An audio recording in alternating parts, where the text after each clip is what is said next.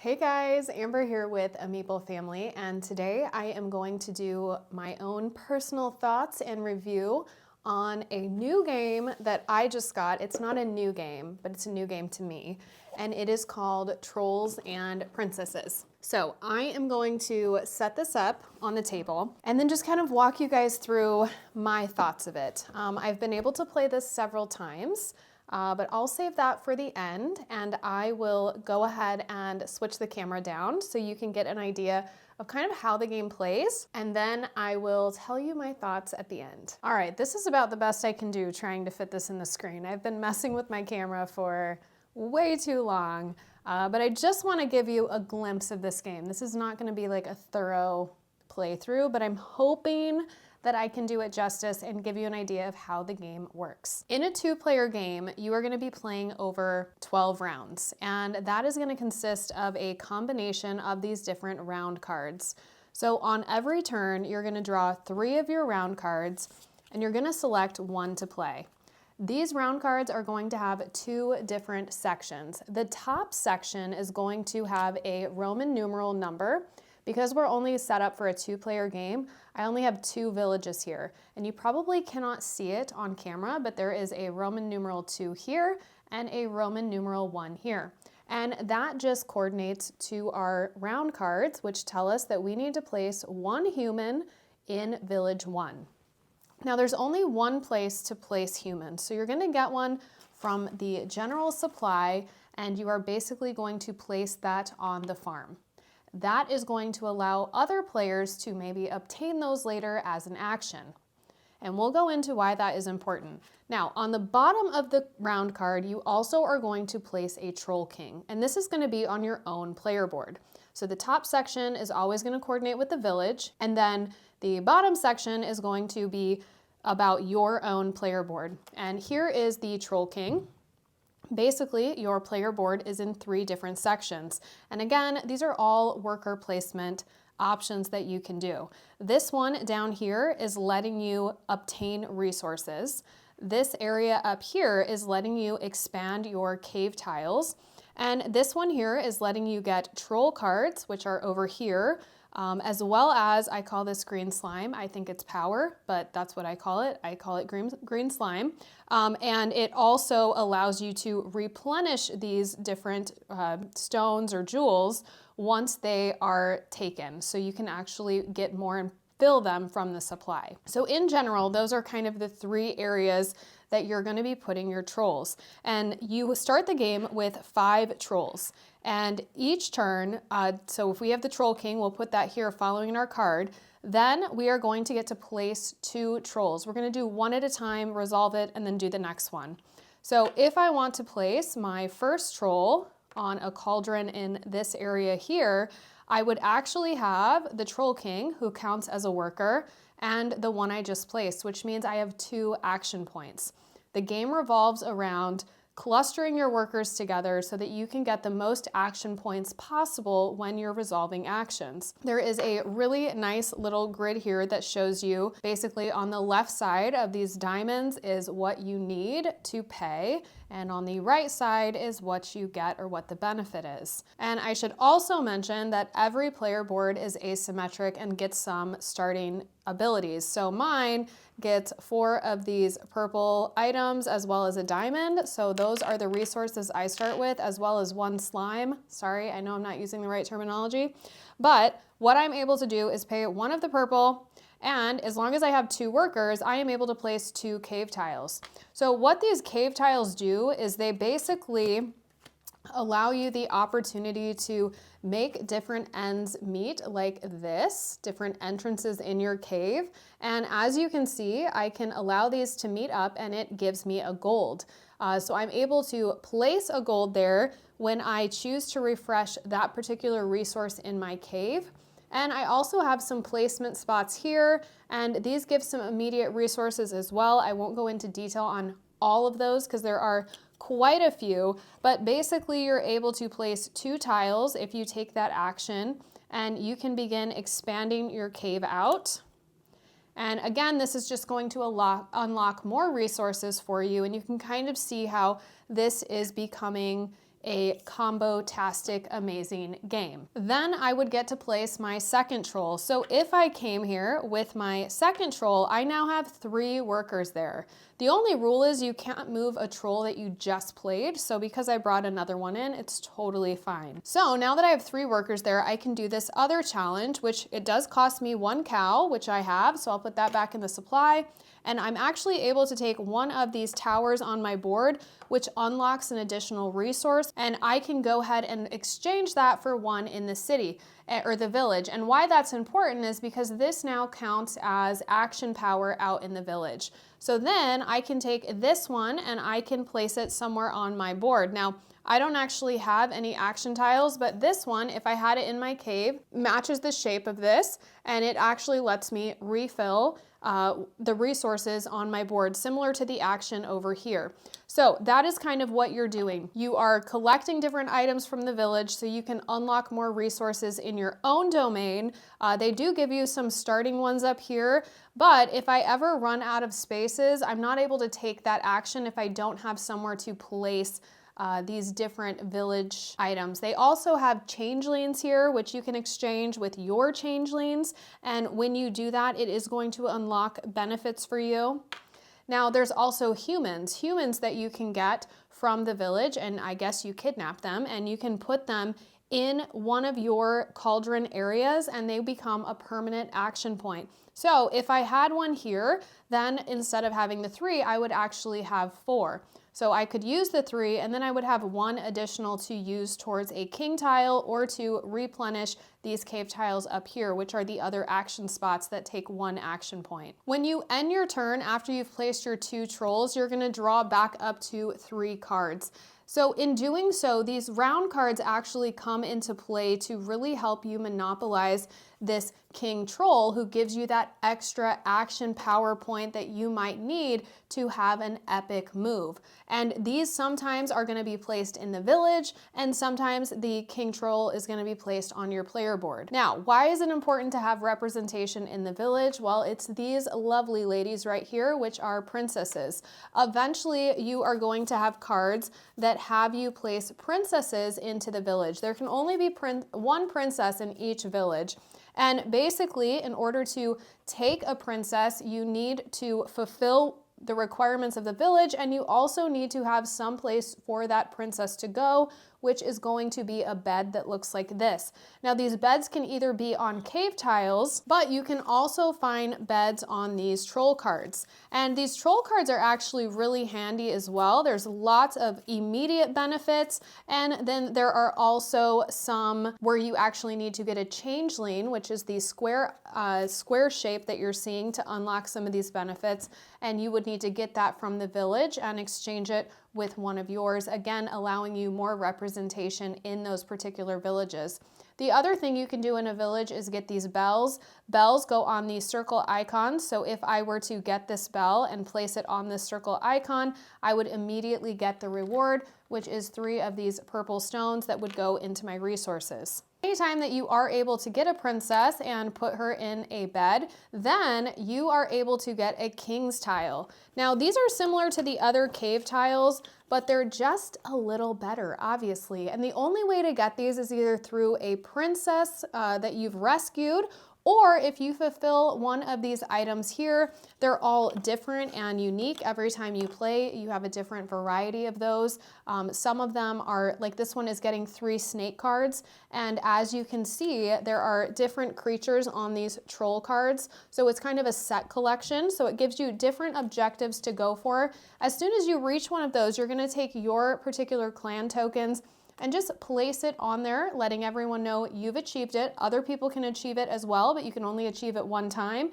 And then you would pick a king's tile that you want to add to your cave and simply add that like you did the other tiles. Now, all of the action selections and kind of what's required for payment and reward is on your player board. But when it comes to the village, they have these player aids that are going to come in handy, and basically it does give you the turn order here with iconography, which is to draw a round card, move the troll king, you get to then take 2 troll actions, and then you draw back up to 3 round cards.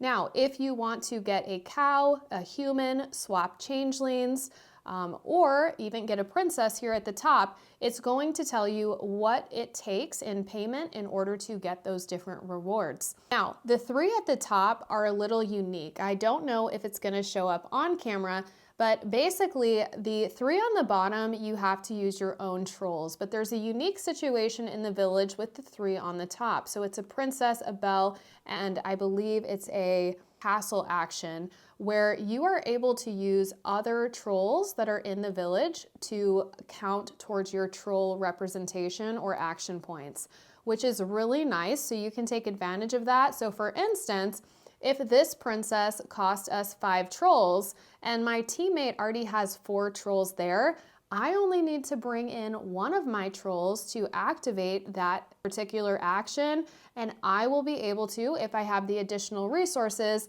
get the princess. So it can be really fun to utilize that ability and kind of take advantage of your teammates' other trolls that are out there, which, you know, nobody wants to help your opponent win. So that's kind of a fun way that they incorporated some take that into the game. So there is a lot going on in this game.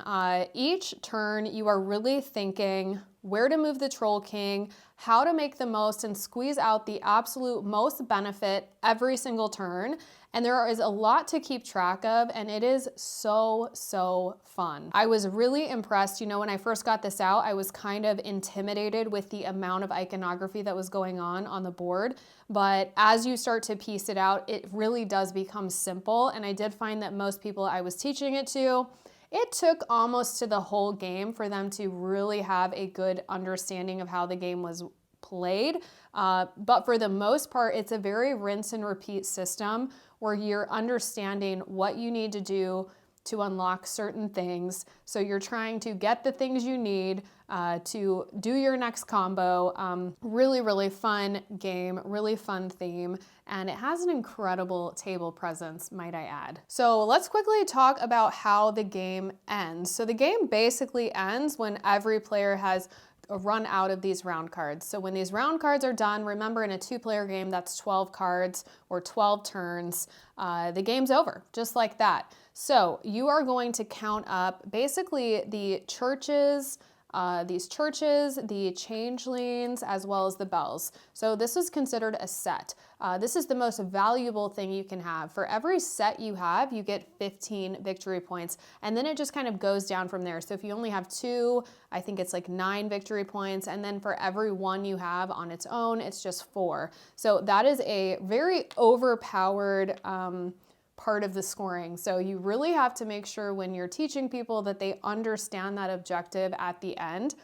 Any princesses that you're able to secure are going to be worth 7 points.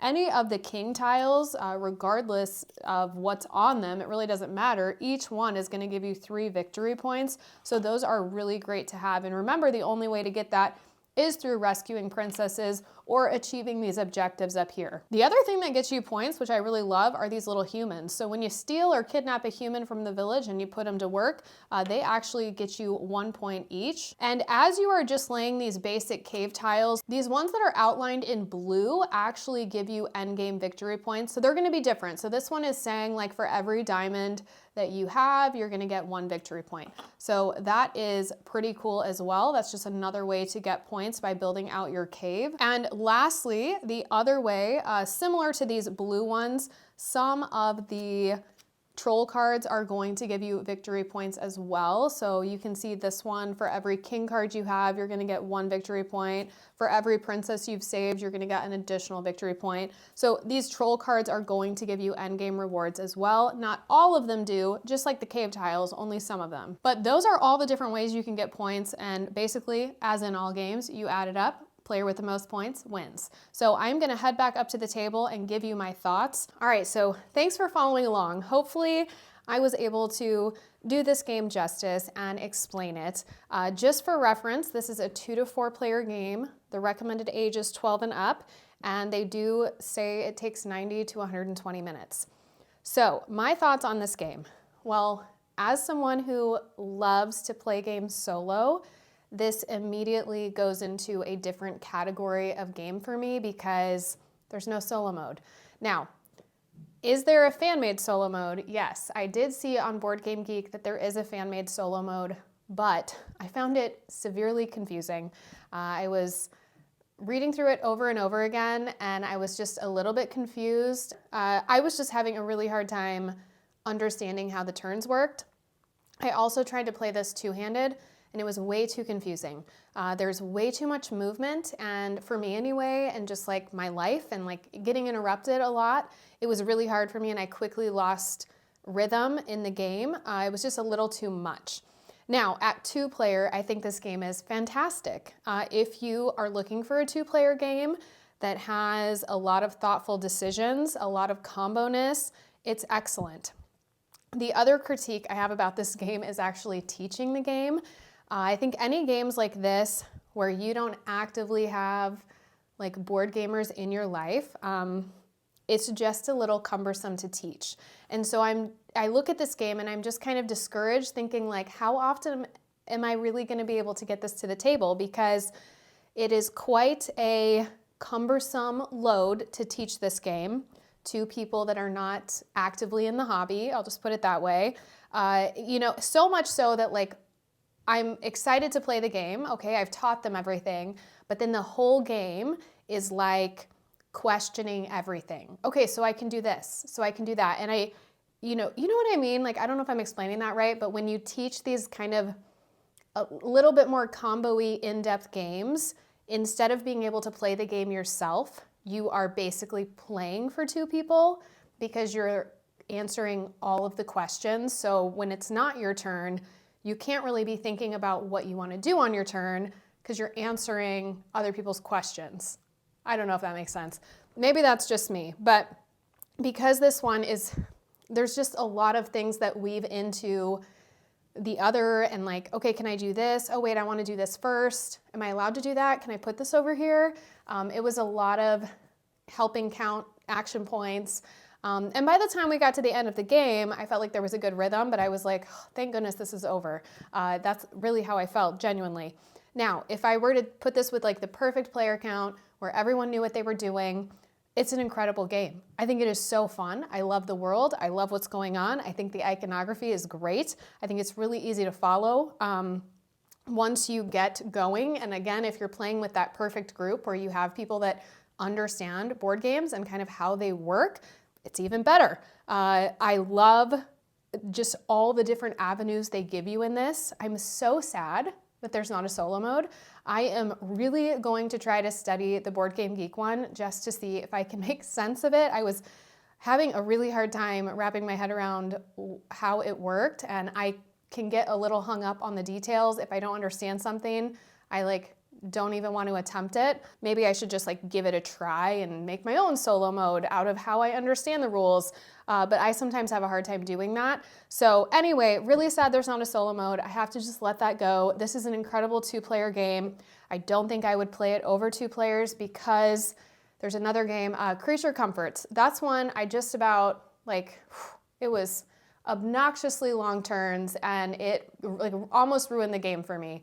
And this is like right there. I mean, because you get to place 2 trolls on your kind of segment of your turn, it can become very time consuming to have everybody, especially towards the end of the game when you're like comboing different things, and it can be a little bit hard to like keep track of what everyone's doing. So that is something that there was like a lot going on. Okay, all that being said, this is an incredible game. If you get a chance to play it and you do have a 2-player count, I think it's awesome. I love the theme. I love all the different avenues you can take to score. I love the table presence is amazing. It's very well done. And I love the Troll King. I love how the turns work, how you have the round cards, which already add this huge strategic element of where do I put the Troll King, like to benefit me this turn. And then there were some times where you're like, I want to hold on to these cards because I see that, you know, the other player has kind of the area control in a certain village, and I don't want to put a princess there because they're basically just going to be able to take it. So there's like a lot of thoughtfulness in all of everything that you're doing. So hopefully, you know, I don't really like to give things a ranking. I just like to talk about my experience with the game, things I liked, things I didn't like. Obviously, hate that there's not a solo mode because I love to play games solo and I would get to table this so much more if there was a solo mode. There is one on Board Game Geek, can't make heads or tails of it, so I'm gonna have to just like keep reading it and trying to figure it out, stumble my way through it. If I ever get to that point, I will share a playthrough with you on the channel. Loved it at 2 players, didn't like playing it with someone who needed a lot of support. That kind of ruined the game for me in a way. Because this was a new game to our family, every time I played it, I was reteaching it, so it got a little cumbersome. And I noticed that there was a lot of confusion of maybe how some of the combos worked. By the end of the game, it was there. And now, like, I have taught several people in my family how to play this, so now it's fun. But I think, you know, if it just depends on your circumstance. Are you changing game groups a lot? Is this a game you're actually going to be able to play? Do you really want to be the encyclopedia of how the rules work the entire time, every time you play it? Because that is kind of what it felt like, and that to me was like not fun. But I do feel the iconography is great. So again, if you're with people that know how to read iconography and you can kind of give them the template, they're going to be good to go. It's a very simple game. You move your worker, you get a resource, you do it again, your turn's over. I mean, it's pretty simple, but the complexity of how these decisions kind of branch out and do all this really exciting, fun stuff, it's addicting. Like, you do want to keep playing it and you want to try again and you want to go different routes. Really, really fun game. So in a general sense, those are my overall thoughts. This was published by Game Brewer, Trolls and Princesses. I got this on Facebook Marketplace, but I have seen that it's available, I think, pretty readily in most stores. If you enjoy kind of this like backwards fantasy type theme and you have a 2-player count, I think would be really great at this. I haven't tried it at 3 or 4.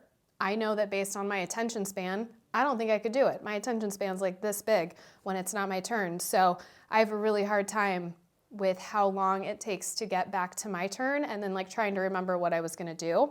I can tell that this would be a game that I think would be just too long between when I take my turn and when I get to go again. For me, like, I would have a really hard time re-educating myself on the board by the time it came back around to me, if that makes sense. So those are my personal thoughts. Really enjoyed this game. I'm glad I have it. You know, it wasn't like a 10 out of 10 for me not because of the gameplay, which seems really not fair. I think the gameplay is there. I just think for my personal situation of liking to play solo and then also just not having a community around me accessible that I can play board games with all the time.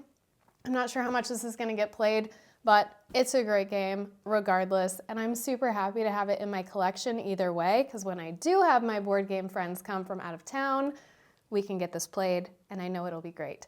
But that is all I have for you today. I will see you next week.